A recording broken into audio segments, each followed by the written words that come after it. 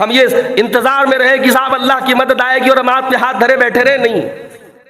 آج اگر ہماری مسجدیں، ہمیں اس بات کا شکوہ ہے کہ ہماری مسجدوں پر غلط نگاہیں اور ہماری بعض مساجد کو ناجائز طریقے سے مسمار کر دیا گیا، ختم کر دیا گیا، کبھی اپنے مخالفین کی تاریخ بھی اٹھا کے دیکھیں۔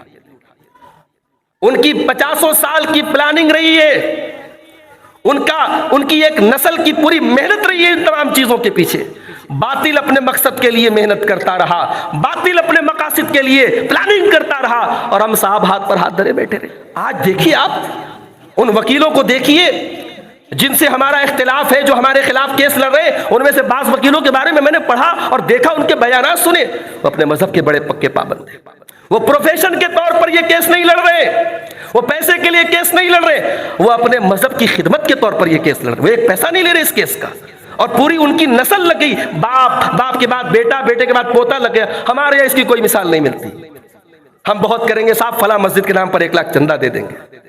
کاش ہم نے ایسے وکیل تیار کیے ہوتے، ایسے جج تیار کیے ہوتے، جس نے اپنے دل میں یہ ٹھانا ہوتا ہم اب حق اور انصاف کی لڑائی لڑیں گے۔ ہم تو بھئی حق اور انصاف کی بات کرتے ہیں، ہم کہتے ہیں جو غلط ہے وہ غلط ہے، جو صحیح ہے وہ صحیح ہے۔ ہم تو یہ بھی نہیں کہتے کہ آپ ہمارے پچ کی بات کرو، جو حق ہے وہ بات کرو۔ نور خدا ہے کفر کی حرکت پہ خندزن، پھونکوں سے یہ چراغ بجھایا نہ جائے گا۔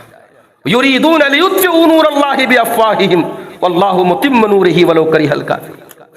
یہ دین اللہ کا ہے، یہ نور اللہ کا ہے، اسے باطل کی پھونکوں سے اس چراغ کو، اس نور کو بجھایا نہیں جا سکتا۔ اگر ہم اللہ والے بن کے رہیں گے، اللہ تبارک و تعالی ہماری حفاظت کرے گا، اور بالفرض اگر ہم ختم بھی ہو جائیں، اللہ نہ کرے، اللہ ہم سب کی حفاظت کرے، بالفرض اگر ہم ختم بھی ہو جائیں، اسلام نہیں ختم ہوگا۔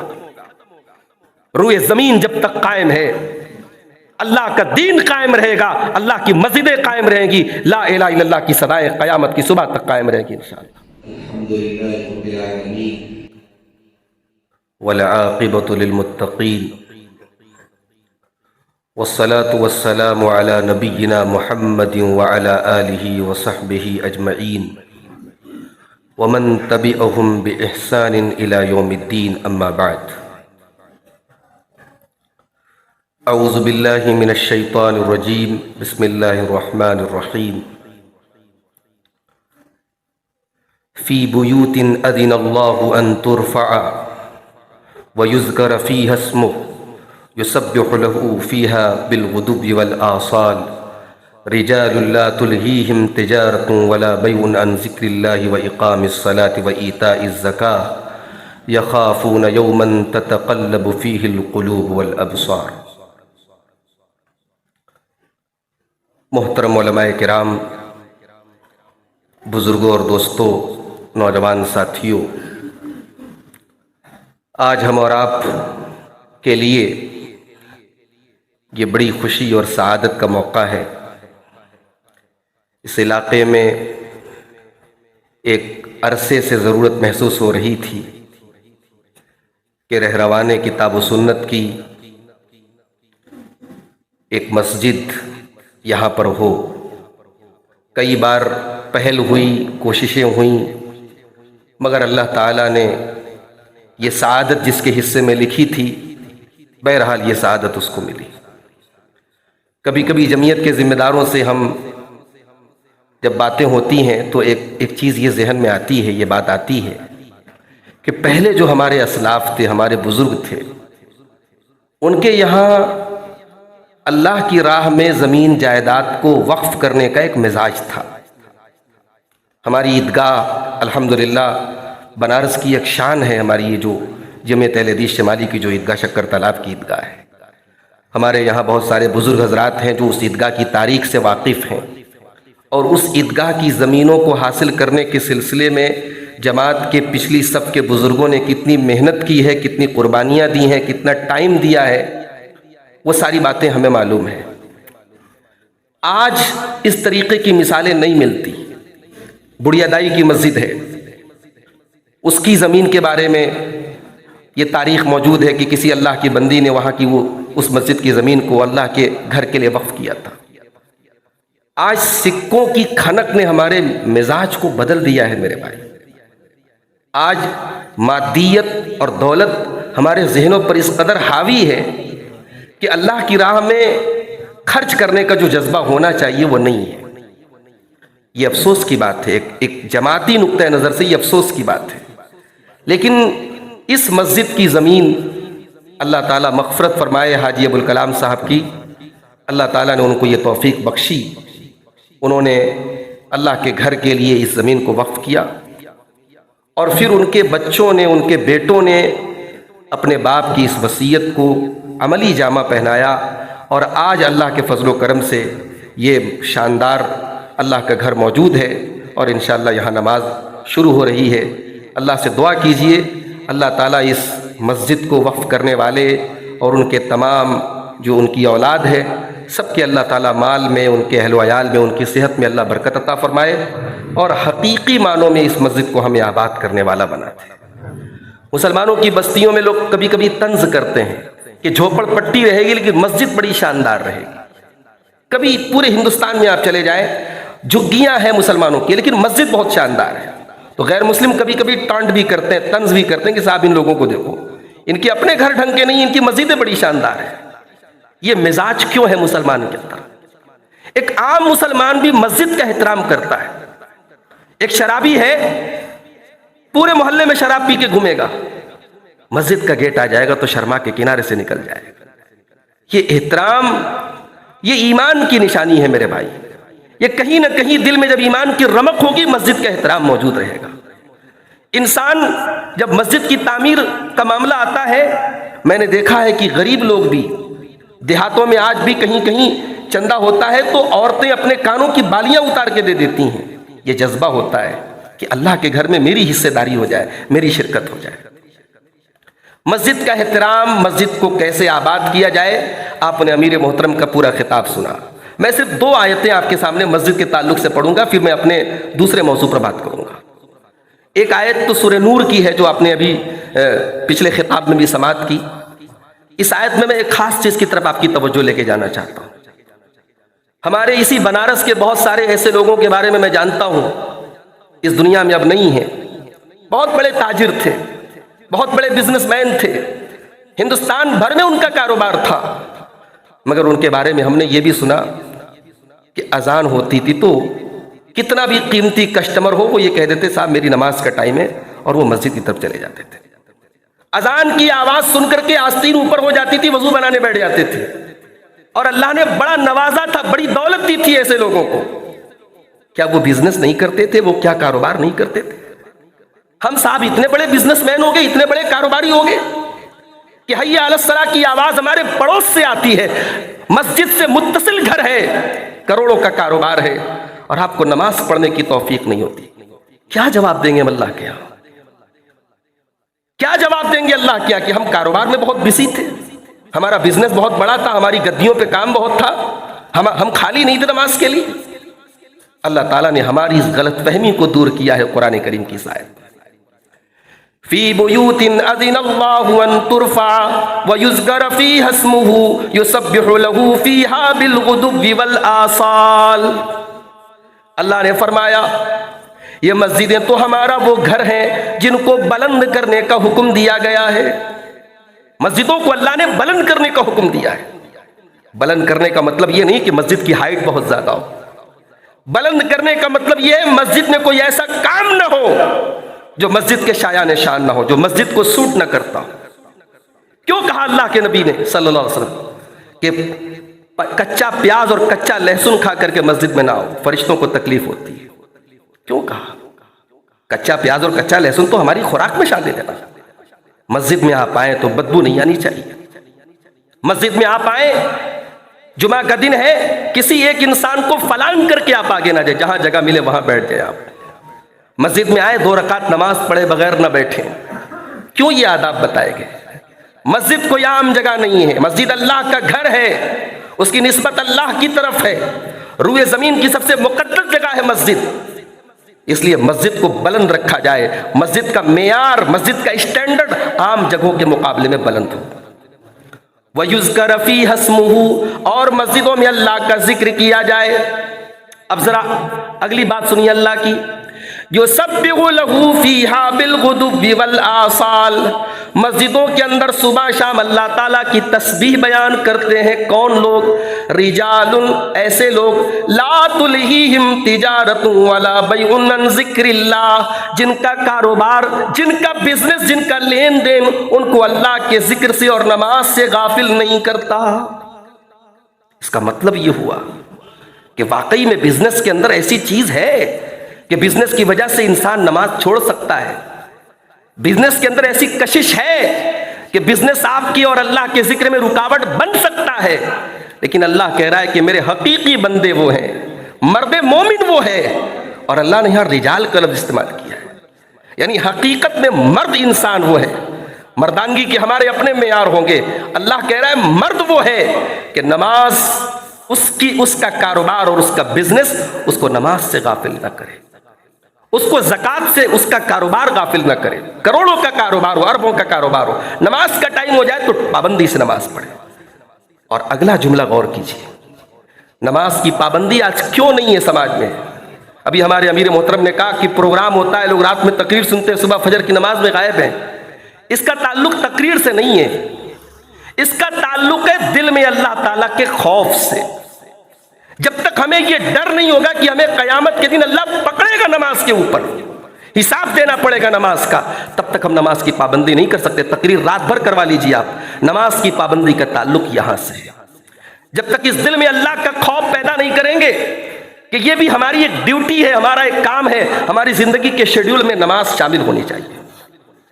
اور میں آپ سب سے گزارش کرتا ہوں، مولانا مختار احمد ندوی نے یہ نقطہ بتایا تھا، انہوں نے کہا تھا کہ اپنے زندگی کے معمولات کو نماز سے جوڑ دو۔ جیسے مثال کے طور پہ مارکیٹ جانا ہے تو ایک معمول بنا لو، ظہر پڑھ کے جانا ہے۔ مارکیٹ میں کہیں کوئی خاص جگہ آپ کا اٹھنا بیٹھنا ہوتا ہے، یہ مزاج بنا لو، عصر پڑھ کے وہاں بیٹھنا ہے۔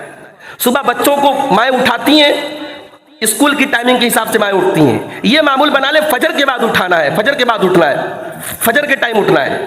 آپ جو معمول گھر میں بنائیں گے آپ کے بچوں کا بھی انشاءاللہ وہی معمول بن جائے گا۔ تو مولانا مختار احمد ندوی نے لکھا تھا کسی زمانے کہ نماز کی پابندی گھر میں پیدا کرنے کا یہ بڑا اچھا طریقہ ہے کہ گھر کے معمولات کو نماز سے جوڑ دیا جائے۔ رات کا کھانا کھانا ہے، معمول بنا لو، عشاء کے بعد کھائیں گے۔ نماز سے جوڑنے سے بڑا فائدہ ہے۔ تو اللہ کہہ رہا ہے کہ میرے حقیقی بندے وہ ہیں جو نماز، ان کا کاروبار ان کو نماز سے غافل نہیں کرتا۔ کیوں؟ یخافون یوما تتقلب فیہ القلوب والابصار، وہ اس دن سے ڈرتے ہیں، وہ قیامت کے دن سے ڈرتے ہیں جس دن آنکھیں اور کلیجے الٹ پلٹ جائیں گے، نہ آنکھ اپنی جگہ رہے گی نہ دل اپنی جگہ رہے گا۔ آنکھیں دہشت کے مارے پھٹی کی پھٹی رہیں گی، کلیجے اچھل کے حلق میں آ جائیں گے، وہ دہشت کا عجیب عالم ہوگا، وہ قیامت کے دن سے ڈرتے ہیں۔ اچھا، اب یہاں ایک سوال پیدا ہوا، کسٹمر ہمارا گدی پہ آیا ہے اور نماز کا ٹائم ہو گیا ہے۔ اب اگر ہم نماز پڑھنے جاتے ہیں، گدی بند کر دیتے ہیں، کسٹمر واپس بھی جا سکتا ہے، یا ایک کاروباری نقطۂ نظر اور کاروباری کیلکولیشن کرنے والا کیلکولیشن کر سکتا ہے کہ صاحب ہمارا 15 منٹ 20 منٹ نماز پڑھنے میں جائے گا، اتنے ٹائم ہمارے کام کا نقصان ہو سکتا ہے۔ اس سوال کا جواب بھی اللہ نے قرآن میں دیا ہے۔ یہ تو سورہ نور کی آیت ہے۔ یہ جو سوال ہمارے ذہن میں پیدا ہوا کہ ہم نماز پڑھیں گے تجارت چھوڑ کر کے، بزنس چھوڑ کر کے، تو ہماری تجارت پر فرق پڑے گا، اللہ نے جواب دیا سورہ فاطر کے اندر، ان الذين يتلون كتاب الله واقاموا الصلاة وانفقوا مما رزقناهم سرا وعلانية يرجون تجارة لن تبور۔ ہائے ہائے، اللہ کا کلام ہے۔ جو لوگ قرآن کی تلاوت کرتے ہیں، نماز قائم کرتے ہیں، اور ہم نے جو روزی دی ہے چپکے چپکے اور علل اعلان خرچ کرتے ہیں، اللہ کہہ رہا ہے وہ ایسا بزنس کر رہے ہیں جس میں کبھی لاس نہیں ہو سکتا۔ نماز پڑھنے والا ایسا بزنس کر رہا ہے، قرآن پڑھنے والا ایسا کاروبار کر رہا ہے، اللہ کی راہ میں خرچ کرنے والا ایسا بزنس کر رہا ہے جس میں کبھی لاس نہیں ہو سکتا۔ یہ اللہ کی گارنٹی ہے، یرجون تجارت لن تبور۔ تو میرے بھائیوں، مسجد تو بن گئی، بہت سارے علاقوں میں مسجدیں بن گئیں، بعد میں معلوم ہوا کہ صاحب فجر میں کبھی کبھی تالا بھی نہیں کھلتا ہے۔ اسی بنارس کی بات کر رہا ہوں، ہمارے امیر صاحب جانتے ہیں، میں نام نہیں لوں گا بعض علاقوں کی مسجدوں کا۔ حالت یہ ہے کہ جمعہ کے دن 2-3 صف ہو جائے تو ہو جائے، فجر کی نماز میں کبھی کبھی ایسی نوبت آتی ہے تالا نہیں کھلتا ہے۔ بعض اوقات اس علاقے میں میرا جانا ہوا تو سمجھ میں نہیں آیا کہ اذان کب ہوئی، نماز کب ہوئی۔ یہ ہماری مسجدوں کا حال ہے میرے بھائی۔ مسجد تو بنا لی شب بھر میں ایما کی حرارت والوں نے، من اپنا پرانا پاپی تھا برسوں میں نمازی بن نہ سکا۔ بڑے خوش نصیب ہیں وہ لوگ، بڑے خوش نصیب ہیں وہ لوگ جن کو مسجد کا پڑوس ملا ہے۔ صحابہ کرام تمنا کرتے تھے میرا گھر مسجد کے پڑوس میں ہو جائے، مجھے مسجد کے بازو میں میرا مکان مل جائے۔ میرے بھائیوں، مسجد کا پڑوس ملنا یہ خوش نصیبی کی بات ہے۔ کبھی کبھی ہمارے پاس ایسے بھائیوں کے بھی فون آتے ہیں، مولانا ہمارے گھر سے مسجد بہت دور ہے، 5-10 کلومیٹر چل کے جانا پڑتا ہے، ہم 5 ٹائم کی نماز مسجد میں جا کے نہیں پڑھ سکتے، ہمارا علاقہ شرک و بدعت کا گڑھ ہے، ہم یہاں کہاں نماز پڑھیں۔ ایسے مسائل ان کو آتے ہیں۔ اگر اللہ تعالیٰ نے 2-3 کلومیٹر کی رینج میں آپ کو ایسی مسجد عطا فرمائی ہے جہاں آپ سنت کے مطابق نماز پڑھ سکتے ہیں، اللہ کا بہت کرم ہے آپ کے اوپر، اللہ کی بہت بڑی نعمت ہے میرے بھائیو آپ کے لیے۔ اس نعمت کی قدر کرو میرے بھائی، اس نعمت کی قدر کرو۔ کتنے لوگ ہیں جو اس نعمت سے محروم ہیں، اور اس نعمت سے محروم ہونے کا نتیجہ یہ نکلتا ہے جب ایک جنریشن کے بعد اگلی جنریشن آتی ہے اور سنت کے مطابق نماز پڑھنے والوں کو نہیں پاتی ہے، تو جو طریقہ محلے میں رائج ہے، جو طریقہ سماج میں رائج ہے، سنت کے طریقے کے خلاف اور دیگر جو رسم و رواج ہیں، اس میں وہ آنے والی نسل مبتلا ہو جاتی ہے۔ مسجد کا بڑا اس کا فائدہ ہے اور مسجد کا بڑا اثر ہوتا ہے آنے والی نسلوں کے اندر کرے بھائی۔ اس لیے میری آپ سب سے یہی گزارش ہے، مسجد تو بن گئی قاضی پورہ کے اس علاقے میں، بس اب دعا کیجیے اللہ ہم سب کو اسے آباد کرنے کی توفیق عطا فرمائے۔ اور جو بھی اس علاقے کے لوگ ہیں، تھوڑی تکلیف ہو، اگر ان کے گھر سے مسجد کچھ دور بھی ہو، تب بھی میں گزارش کروں گا کہ آپ یہ جو نئی تعمیر شدہ مسجد ہے یہاں خاص طور سے آپ یہاں آئیں اور اس کو آباد کریں۔ اللہ تعالی ہم سب کو اس کی توفیق عطا فرمائے۔ میرے بھائیوں، میں آج کے اس پروگرام میں جس موضوع پر کچھ بولنا چاہ رہا تھا وہ موضوع ہے کہ اس وقت جو ہے ہم سب کے لیے مشکلات کا وقت ہے، اور ہم سب یہ بات محسوس بھی کر رہے ہیں کہ ہمارے لیے مشکلات ہیں۔ بہت سارے معاملات میں ہم دیکھ رہے ہیں کہ ہمیں تکلیف دہ چیزوں کا سامنا کرنا پڑ رہا ہے۔ اب کچھ مشکلات کا تعلق سیاست سے بھی ہے، کچھ مشکلات کا تعلق انتظامیہ سے بھی ہے۔ تو اب ایک ممبر اور محراب کی جو ہماری ذمہ داری ہوتی ہے کہ ہم شریعت کا پوائنٹ آف ویو آپ کے سامنے رکھیں۔ شریعت کیا کہتی ہے کہ ایسے ماحول میں، ایسے حالات میں ہمیں کیا کرنا چاہیے۔ تو پہلی بات تو ہم یہ یاد رکھیں، زندگی میں مشکلات زندگی کا ایک حصہ ہوتی ہیں۔ اگر آپ یہ سوچتے ہیں کہ صاحب زندگی میں ہمیشہ مسکراتے رہیں، کبھی غم نہ آئے، تو یہ پاسبل نہیں ہے، زندگی میں غم بھی آئیں گے۔ اللہ تعالیٰ نے قرآن کریم میں فرمایا لَقَدْ خَلَقْنَا الْإِنسَانَ فِي كَبَدٍ، ہم نے انسان کو مشقتوں میں پیدا کیا ہے۔ انسان کی زندگی میں اسٹرگل رہے گا، کبھی اوپر ہے کبھی نیچے ہے۔ آج جو لوگ ہمارے معاشرے میں بڑے پیسے والے لوگ ہیں، ان کی زندگیوں میں بھی کبھی حالات خراب بھی آئے ہیں۔ یا آج جو غریب ہیں، پریشان ہیں، مزدوری کر رہے ہیں، تو ضروری نہیں کہ ہمیشہ وہی حالات رہیں۔ یہ زندگی کا ایک روٹیشن ہے زندگی میں، وَتِلْكَ الْأَيَّامُ نُدَاوِلُهَا بَيْنَ النَّاسِ، اللہ تعالیٰ زمانے کو پھیرتا رہتا ہے۔ اگر آپ ایسی زندگی چاہتے ہیں جہاں کوئی غم نہ ہو، ایسی زندگی جنت میں ملے گی۔ جب جنتی جنت میں جائیں گے تو کیا کہیں گے؟ میں عرض یہ کر رہا تھا کہ زندگی میں خوشی اور غم، مصیبت اور آسانی، یہ دونوں زندگی کا ایک حصہ ہے۔ ایسی زندگی صرف جنت میں ملے گی جہاں کوئی غم نہیں ہوگا۔ جنتی جب جنت میں جائیں گے تو کیا کہیں گے؟ وَقَالُوا الْحَمْدُ لِلَّهِ الَّذِي أَذْهَبَ عَنَّا الْحَزَنَ إِنَّ رَبَّنَا لَغَفُورٌ شَكُورٌ۔ جنتی کہیں گے کہ اللہ کا شکر ہے کہ آج اس نے ہر غم سے ہمیں نجات دے دی۔ جنت میں کوئی غم نہیں ہوگا۔ تو دنیا میں غم آئیں گے، تکلیفیں آئیں گی، مصیبتیں آئیں گی۔ اب ہمیں کرنا کیا چاہیے؟ یہ بہت بڑا سوال ہے۔ اس میں پہلی چیز یہ ہے کہ ہم اللہ تعالیٰ کے ساتھ حسن ظن رکھیں۔ جتنے بھی مشکل حالات آ جائیں، اگر ہم اللہ کے اوپر ایمان رکھنے والے ہیں، توحید والے ہیں، لا الہ الا اللہ والے ہیں، تو ہمیں اللہ کی ذات پر یقین رکھنا چاہیے۔ میں آپ کو 2-3 مثالیں دیتا ہوں کہ کتنے مشکل حالات میں اللہ کے بندوں نے اللہ کی ذات سے بہتر کی امید رکھی۔ ہمارے پیارے نبی صلی اللہ علیہ وسلم کی سیرت کا بڑا مشہور واقعہ ہے ہجرت کا واقعہ۔ غار ثور میں آپ حضرت ابوبکر صدیق کے ساتھ ہیں، اور تلاش کرنے والے بالکل غار ثور کے قریب پہنچ گئے، اور حضرت ابوبکر صدیق تو یہاں تک کہتے ہیں کہ اے اللہ کے نبی، اگر ان میں سے کوئی ذرا سا نیچے دیکھ لے تو ہم تو پکڑ لیے جائیں گے۔ اللہ کے پیارے نبی صلی اللہ علیہ وسلم اس مشکل سچویشن میں آپ بڑے اطمینان سے جواب دیتے، لا تحزن ان اللہ معنا، اے ابو بکر گھبراؤ نہیں، اللہ ہمارے ساتھ ہے۔ یہ بہت بڑی بات ہے، یہ بہت بڑی بات ہے، یہ ہماری زندگی کا ایک شعار ہونا چاہیے کہ اللہ ہمارے ساتھ ہے۔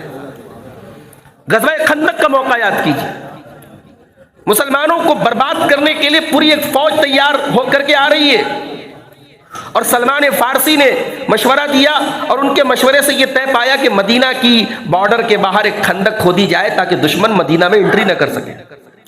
اب خندق کھودی جا رہی ہے، خندق کھودنے کے دوران ایک بہت بڑا سا پتھر سامنے آ گیا۔ صحابہ کرام آئے، کہنے لگے یا رسول اللہ فاوڑا کام نہیں کر رہا ہے، ہتھوڑے کام نہیں کر رہے ہیں، اور وہ جو ہے پتھر ٹوٹ نہیں رہا ہے۔ اللہ کے نبی صلی اللہ علیہ وسلم نے ہتھوڑا اٹھایا اور بسم اللہ پڑھ کر کے آپ نے مارا، اور پتھر 1/3 حصہ پتھر کا ٹوٹ گیا۔ آپ نے کہا اللہ اکبر، انی لأبصر مفاتیح الشام، میں یہاں سے بیٹھ کر کے ملک شام کے محلوں کی چابیاں دیکھ رہا ہوں، ملک شام کے سرخ محلوں کی چابیاں میں یہاں سے دیکھ رہا ہوں۔ یہ کب کہہ رہے اللہ کے نبی؟ یہ اس وقت کہہ رہے جب اسلام کا دائرہ ابھی مدینہ کی ایک چھوٹی سی بستی میں ہے، اور اس بستی کو برباد کرنے کے لیے پورا عرب تلا ہوا ہے، مکہ کے تمام کفار تمام فوجوں کے ساتھ اس مدینہ پر حملہ کرنے والے۔ اس مشکل سچویشن میں اللہ کے نبی کہہ رہے کہ میں یہاں سے ملک شام کے محلوں کی چابیاں دیکھ رہا ہوں۔ پھر آپ نے دوسرا ہتھوڑا مارا، آپ نے کہا اللہ اکبر، انی لأبصر مفاتیح فارس، میں ایران کے محلوں کی، ایران کے سفید محلوں کی چابیاں یہاں سے دیکھ رہا ہوں۔ یعنی ایران، مسلمانوں تم ایران کے محلوں پر قابض ہو جاؤ۔ اس کے بعد آپ نے تیسری مرتبہ پھر آپ نے ہتھوڑا مارا اور آپ نے کہا میں یمن کے محلوں کی چابیاں یہاں سے دیکھ رہا ہوں۔ یہ 3 بڑے بڑے ممالک شام، ایران اور یمن، آپ نے اس موقع پر اللہ کا نام لے کر کے اپنے صحابہ سے کہا کہ میں ان ملکوں کی، ان کے محلوں کی چابیوں کو یہاں سے دیکھ رہا ہوں۔ میرے بھائیوں، اسلام اللہ کا دین ہے۔ نبی اکرم اور صحابہ کرام جب 313 صحابہ کرام کے ساتھ جب بدر کے میدان میں تھے، کسی نے تصور نہیں کیا تھا اس وقت کہ 313 مسلمانوں کا یہ لشکر یہ اس حالت کو پہنچے گا کہ پورے عرب میں بلکہ پوری دنیا میں ان کا ڈنکا بج جائے گا۔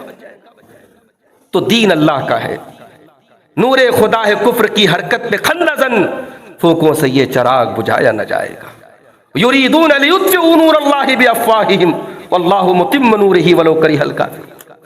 یہ دین اللہ کا ہے، یہ نور اللہ کا ہے، اسے باطل کی پھونکوں سے اس چراغ کو، اس نور کو بجھایا نہیں جا سکتا۔ اللہ کی ذات پر یقین رکھو میرے بھائی، اللہ کی ذات سے مایوس نہ ہو۔ یوسف علیہ السلام کھو گئے، یعقوب علیہ السلام کا بڑا بیٹا بھی واپس نہیں آیا۔ اس مایوسی کے عالم میں جب سب لوگ مایوس تھے، حضرت یعقوب نے اپنے بچوں سے کہا تھا لا تیأسوا من روح اللہ انہ لا ییأس من روح اللہ الا القوم الکافرون، اللہ کی رحمت سے مایوس نہ ہونا۔ تو یہ پہلا کام کرنا ہے، ہمیں اللہ تعالیٰ کی ذات پر بھروسہ رکھنا ہے۔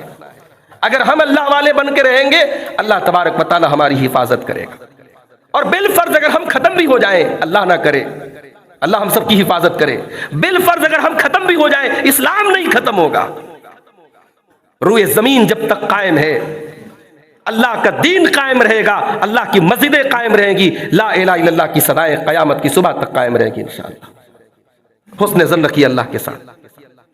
اللہ کے نبی فرماتے ہیں، اللہ تعالیٰ کہتا ہے، حدیث قدسی کے الفاظ ہے، انا عند ظن عبدی بی، میں اپنے بندے کے گمان کے مطابق ہو جاتا ہوں، بندہ جیسا گمان کرتا ہے میں ویسا ہو جاتا ہوں۔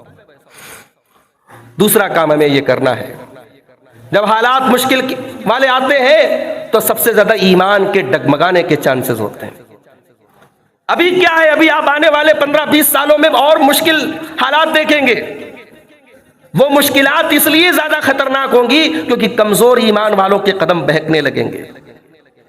دعا کیجیے، اللہ کے نبی ایک دعا کیا کرتے تھے، اللہم انی اعوذ بک من الحور بعد الکور، اے اللہ ہدایت کے آ جانے کے بعد گمراہی کی طرف واپس نہ چلا جاؤں، اس سے میں تیری پناہ چاہتا ہوں۔ یہ دعا کیا کرو۔ ربنا لا تزغ قلوبنا بعد اذ ہدیتنا، اے اللہ ہمارے دلوں کو تو نے ہدایت دی ہے، ایمان کی توفیق بخشی ہے، کبھی ہمارے قدم نہ بیٹھے۔ جب آج ہم اخباروں میں اور میڈیا میں ایسے مسلمانوں کے حالات پڑھتے ہیں، چند سکوں کے عوض جو بک جاتے ہیں، جو ہر در پہ سر جھکانے لگتے ہیں اور تلوے چاٹنے لگتے ہیں اور کاسا لیسی کرنے لگتے ہیں اور جا کے اہل اقتدار کے سامنے جا کر کے بھیک مانگنے لگتے ہیں اور اپنے ایمان کا سودا کرنے لگتے ہیں، تو ہمیں افسوس ہوتا ہے میرے بھائی، لیکن ہم اللہ کا شکر بھی ادا کرتے ہیں۔ اور ہمیں اور آپ کو ایسے موقع پر استقامت کا راستہ اپنانا ہے، اللہ کے دین پہ قائم رہنا۔ ان الذین قالوا ربنا اللہ ثم استقاموا، میرے وہ بندے جو اللہ کو اپنا رب مانتے ہیں اور پھر اس کے اوپر جم جاتے ہیں، تتنزل علیہم الملائکہ، فرشتے آ کر کے ان کو خوشخبری سناتے ہیں، اللہ تخافوا ولا تحزنوا، ڈرو نہیں غم نہ کرو، اللہ ہمارے ساتھ ہے۔ تو استقامت کا راستہ ہمیں اپنانا ہے۔ تیسری چیز، مشکل حالات ہے، اللہ کا تقوی ہمارے اندر ہونا چاہیے۔ 14 فروری کی تاریخ ہے آج، دنیا اسے یوم محبت کہتی ہے، یوم بے حیائی ہے، یہ یوم بے غیرتی ہے، یوم بے شرمی ہے۔ ہوٹل اور ریسٹورنٹ اور پارکوں میں بڑی رونق ہے، اور بڑے افسوس کی بات یہ ہے کہ اس رونق میں ہماری قوم کی بیٹیاں اور ہماری قوم کے بیٹے بھی شامل ہیں۔ ان رنگرلیوں میں، ان عیش پرستیوں میں، اتنے مشکل حالات کے باوجود ہماری قوم کے نوجوان لڑکے اور لڑکیاں ان عیاشیوں میں مصروف ہیں میرے بھائی۔ اللہ کا تقوی، اللہ کا ڈر، عام حالات میں تو اللہ کا ڈر ہونا ہی چاہیے، جب مشکل حالات آئے تو اور زیادہ اللہ کا ڈر ہونا چاہیے۔ وَمَن يَتَّقِ اللَّهَ يَجْعَل لَّهُ مَخْرَجًا، جو اللہ سے ڈرے گا اللہ ضرور اس کے لیے کوئی نہ کوئی راستہ نکالے گا۔ وَلَوْ أَنَّ أَهْلَ الْقُرَىٰ آمَنُوا وَاتَّقَوْا لَفَتَحْنَا عَلَيْهِمْ بَرَكَاتٍ مِّنَ السَّمَاءِ وَالْأَرْضِ، یہ بستی والے، یہ گاؤں والے اگر ایمان کا راستہ اپناتے، تقوی کا راستہ اپناتے تو ہم برکتوں کا دروازہ کھول دیتے ان کو۔ اللہ کا وعدہ ہے، تقوی اپنائیں ہم میرے بھائی۔ اسی طریقے سے مشکل حالات آئیں، اپنے اعمال پر بھی غور کریں، اپنا محاسبہ بھی کریں، ہم کہاں کھڑے ہیں۔ وَمَا أَصَابَكُم مِّن مُّصِيبَةٍ فَبِمَا كَسَبَتْ أَيْدِيكُمْ، کہیں ایسا تو نہیں ہمارے گناہوں کی سزا ہمیں مل رہی ہے۔ توبہ اور استغفار کیا کریں اللہ سے۔ اللہ کے پیارے نبی صلی اللہ علیہ وسلم فرماتے ہیں، من لزم الاستغفار، جو پابندی سے استغفار کرتا ہے، جعل اللہ من کل ضیق مخرجا، اللہ اس کو ہر تنگی سے اس کو نجات دیتا ہے۔ ورزقہ من حیث لا یحتسب، اس کو وہاں سے روزی دیتا ہے وہ سوچ بھی نہیں سکتا۔ توبہ اور استغفار کا راستہ اپنائے میرے بھائی۔ اسی طریقے سے مشکل حالات میں ہماری اور آپ کی ایک اور ذمہ داری ہے میرے بھائی، یہ دنیا دار الاسباب ہے، اللہ نے اسباب رکھے ہیں ہر چیز کے۔ ہم یہ انتظار میں رہے کہ صاحب اللہ کی مدد آئے گی اور ہم آپ کے ہاتھ دھرے بیٹھے رہے، نہیں۔ آج اگر ہماری مسجدیں، ہمیں اس بات کا شکوہ ہے کہ ہماری مسجدوں پر غلط نگاہیں اور ہماری بعض مساجد کو ناجائز طریقے سے مسمار کر دیا گیا، ختم کر دیا گیا، کبھی اپنے مخالفین کی تاریخ بھی اٹھا کے دیکھیں۔ ان کی 50 سال کی پلاننگ رہی ہے، ان کی ایک نسل کی پوری محنت رہی ہے ان تمام چیزوں کے پیچھے۔ باطل اپنے مقصد کے لیے محنت کرتا رہا، باطل اپنے مقاصد کے لیے پلاننگ کرتا رہا، اور ہم صاحب ہاتھ پر ہاتھ دھرے بیٹھے رہے۔ ہماری مساجد کا کیس لڑنے کے لیے آج عدالتوں میں مسلمان وکیل نہیں ملتے صاحب، اور ہمارے بعض جج جو مسلمان ہوتے بھی ہیں تو وہ جج ایسے ہوتے ہیں صاحب کہ موقع آنے پر وہ کب جو ہے بک جائیں، کب کون سے عہدے کا لالچ دے کر کے ان کو خرید لیا جائے، اللہ عالم۔ ہم ایسے، آج دیکھیے آپ ان وکیلوں کو دیکھیے جن سے ہمارا اختلاف ہے، جو ہمارے خلاف کیس لڑ رہے ہیں، ان میں سے بعض وکیلوں کے بارے میں میں نے پڑھا اور دیکھا، ان کے بیانات سنے، وہ اپنے مذہب کے بڑے پکے پابند ہیں۔ وہ پروفیشن کے طور پر یہ کیس نہیں لڑ رہے، وہ پیسے کے لیے کیس نہیں لڑ رہے، وہ اپنے مذہب کی خدمت کے طور پر یہ کیس لڑ رہے، وہ ایک پیسہ نہیں لے رہے اس کیس کا، اور پوری ان کی نسل لگ گئی، باپ کے بعد بیٹا، بیٹے کے بعد پوتا لگ گیا۔ ہمارے یہاں اس کی کوئی مثال نہیں ملتی۔ ہم بہت کریں گے صاحب، فلاں مسجد کے نام پر 1 لاکھ چندہ دے دیں گے۔ کاش ہم نے ایسے وکیل تیار کیے ہوتے، ایسے جج تیار کیے ہوتے، جس نے اپنے دل میں یہ ٹھانا ہوتا ہم اب حق اور انصاف کی لڑائی لڑیں گے۔ ہم تو بھئی حق اور انصاف کی بات کرتے ہیں، ہم کہتے ہیں جو غلط ہے وہ غلط ہے، جو صحیح ہے وہ صحیح ہے۔ ہم تو یہ بھی نہیں کہتے کہ آپ ہمارے پچھ کی بات کرو، جو حق ہے وہ بات کرو۔